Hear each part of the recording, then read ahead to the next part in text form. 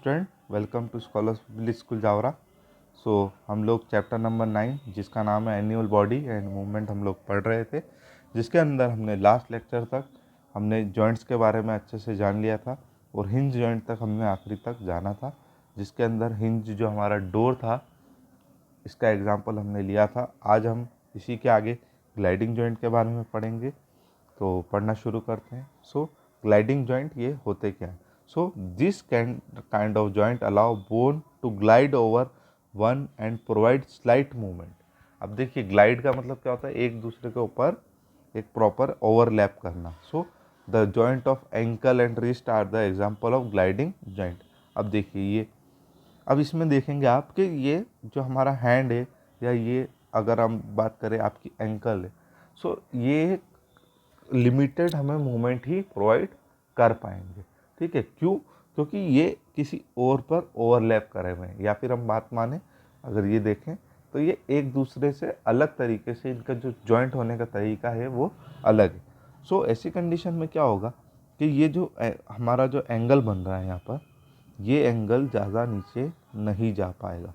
ठीक है, ये एक पोजीशन तक ही जाएगा, और अगर हम इसको रिवर्स में ले जाएंगे तो एक पोजीशन तक ही ये जा पाएगा। तो ऐसी कंडीशन में ये ज़्यादा मूवमेंट हमें प्रोवाइड नहीं कर पाएगा। ठीक है, do all our body have a same shape? तो ऐसा होता है क्या कि do all parts of our body have a same shape? ऐसा नहीं है। No, different part have a different shape. ठीक है, आज हम जानेंगे स्केलेटन के बारे में कि स्केलेटन क्या होता है। हमने हमारी जो लैब है उसके अंदर हमने इस पोजीशन को देखा है, इस पोस्चर को, इसे हम स्केलेटन बोलते हैं।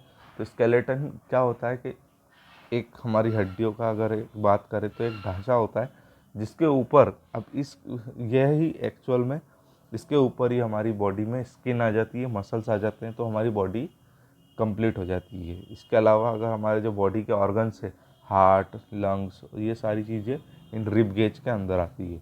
ठीक है, हम लोगों ने पढ़ा था लास्ट क्लास में, आपकी 6th क्लास में, कि ये जो रिब गेज है, रिब गेज किसको प्रोटेक्ट करती है?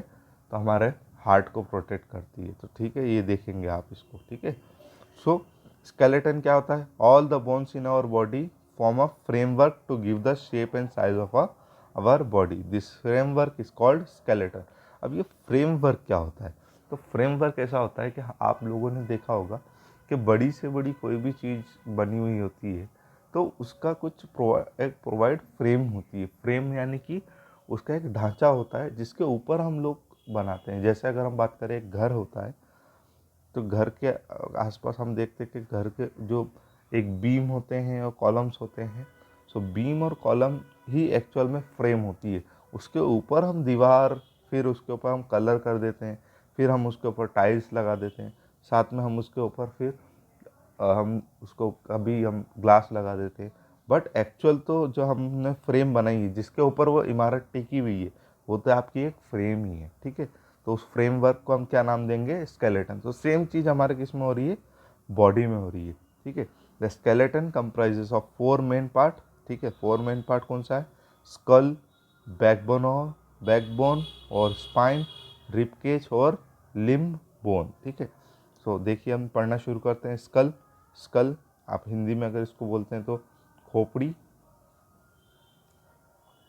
ठीक है, तो पढ़ना शुरू करते हैं इसको। The skull is made up of many bones joint together. It enclosed and protect our brain.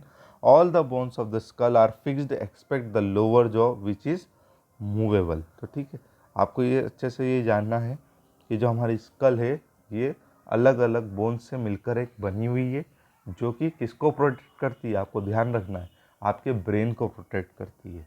ठीक है, इसके अलावा अगर हम बात करें तो सिर्फ एक आपकी जो जॉ है, जॉ यानी कि ये पार्ट आपका, ये वाला पार्ट जो इसको हम कलर करते हैं, अच्छे से समझ में आएगा। ये जो जॉ वाला पार्ट है आपका, ये ही सिर्फ क्या रहेगा, हमें ध्यान रखना है, ये ही मूवेबल रहेगा, बाकी और कोई पार्ट मूवेबल नहीं रहेगा। ध्यान रखिएगा आप इस चीज़ को। ठीक है, तो आपका स्केल ये कंप्लीट हुआ। अब हम बात करते हैं बैकबोन की। तो the backbone of our body is known as vertebral column और स्पाइन। ठीक है, आप इसको क्या पढ़ सकते हैं, वर्टिब्रल कॉलम और स्पाइन। तो ये जो आप पीछे देख पा रहे हैं, ये जो एरिया, ये जो रिब केज के पीछे जो आपका एक लंबी लाइन दिख रही है, इसे हम क्या नाम देते हैं, आपकी बैकबोन। तो बैकबोन कंसिस्ट क्या करती है, स्पाइन, जिसे हम स्पाइन भी बोलते हैं। It runs from the base of the skull to the lower back. It is made up of 33 small bones that are joint to each other called vertebrae, है ना। It is because of these we are able to bend or twist our back. The animal that have a vertebral column are called vertebrates. ठीक है, अब ये vertebral क्या column क्या होता है, जो आपकी ये बैकबोन है, ये कहाँ से शुरू होती है, आपके स्कल के बेस से। आपका स्कल के बेस से कहाँ तक जाती है, ये आपके यहाँ तक, जो आपकी बैक तक। सो ऐसी कंडीशन में, और ये किससे बनी हुई होती है, 32 किससे बनी हुई है, ये बैकबोन हमारी 33 स्मॉल बोन्स से मिलकर बनी हुई है। और इन्हीं वजह से क्या होता है कि जो वो हम मूव कर पाते हैं बैंड टूवर्ड्स, और बैंड हम ट्विस्ट कर पाते हैं। जैसे हम लोग झुक पाते हैं कमर के थ्रू, और हम ट्विस्ट कर पाते हैं तो only because of this backbone. तो अच्छे समझ में आया। अब इन बैकबोन्स को हम क्या नाम देते हैं, वर्टिब्रेट्स। क्या नाम देते हैं, वर्टिब्रा। और जो एनिमल ये कर पाते हैं, जिनके पास वर्टिब्रल कॉलम होती है, उन्हें हम क्या नाम देते हैं, वर्टिब्रेट्स। इसके बाद अब नाम आता है हमारा रिब गेज का। So there are 12 pair of rib cage that are form in a cage like structure is called rib cage.